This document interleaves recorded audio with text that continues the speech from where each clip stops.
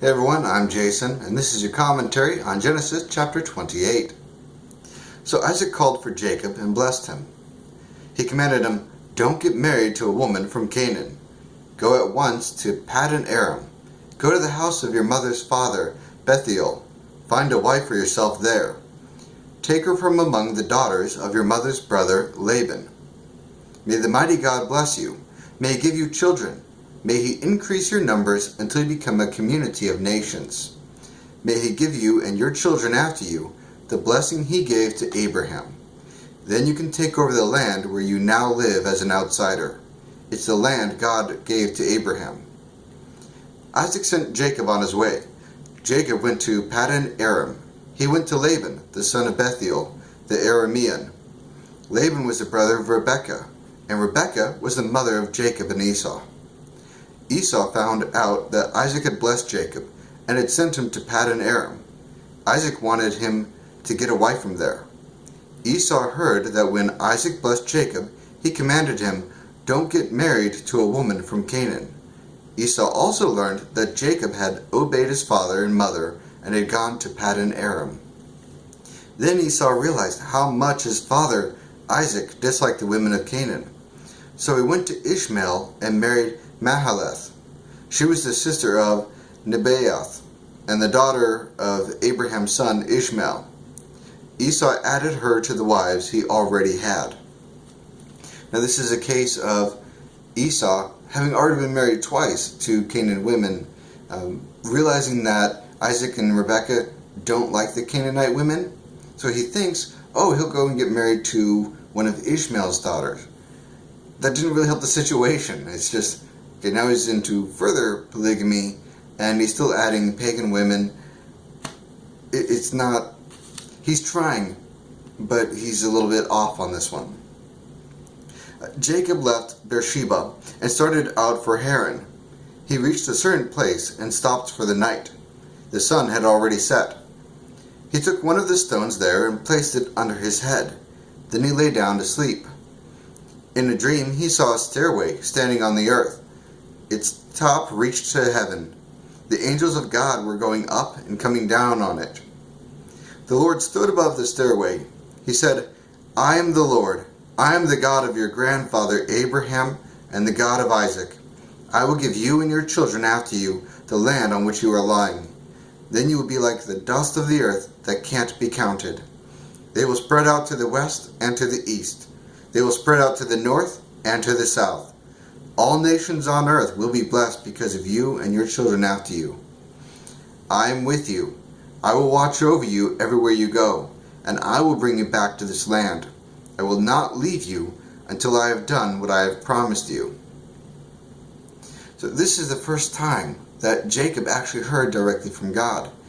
Previously, it was always him hearing what Isaac or what Abraham have said about God, but he's never actually had a personal encounter with God before until now. And I love what God says here. It's a four-part thing. It says, first, "I am with you." So it's a security thing that God is going to keep him company. It's a companionship. He says, "I will watch over you everywhere you go." So wherever Jacob goes, God has his protection around him. He says, "I will bring you back to this land." So it's a promise that the land is actually going to be his, and that God's going to be the one who fulfills the promise.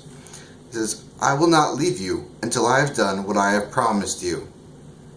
So God's just saying he's always going to be there. I love he's with you, he's going to go with you, he's going to bring you back, and he will make sure that he fulfills that promise.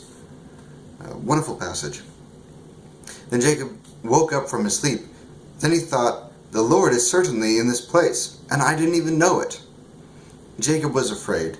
He said, "How holy this place is. This must be the house of God. This is the gate of heaven." Early the next morning, Jacob took the stone he had placed under his head. He set it up as a pillar, and he poured oil on top of it. He named that place Bethel, but the city used to be called Luz. Then Jacob made a promise. He said, "May God be with me.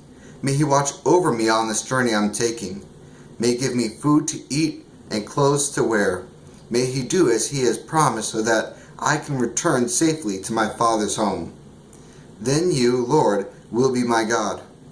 This stone I've set up as a pillar will be God's house, and I'll give you 1/10 of everything you give me."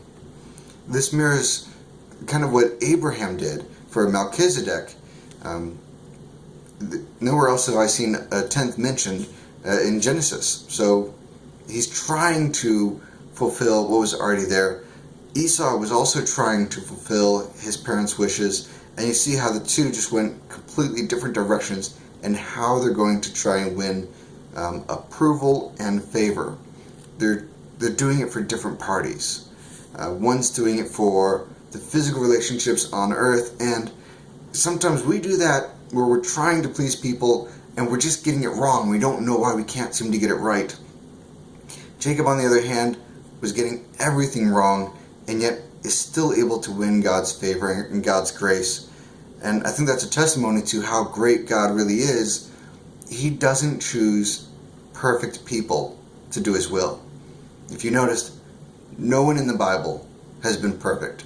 There has not been a single example of someone doing it the right way every single time. And if anything, that's a reassurance to us that if we have the faith of Abraham, Isaac, and Jacob, that God will be with us, and that God will protect us and bring us to the promised land, is what he's saying here. For us, it is going to be heaven. For them, it was a physical place. But God will fulfill His promises. All we need is the faith. We don't need to be perfect. Okay, that is it for Genesis chapter 28. Thank you so much for joining me, and I will see you guys next time.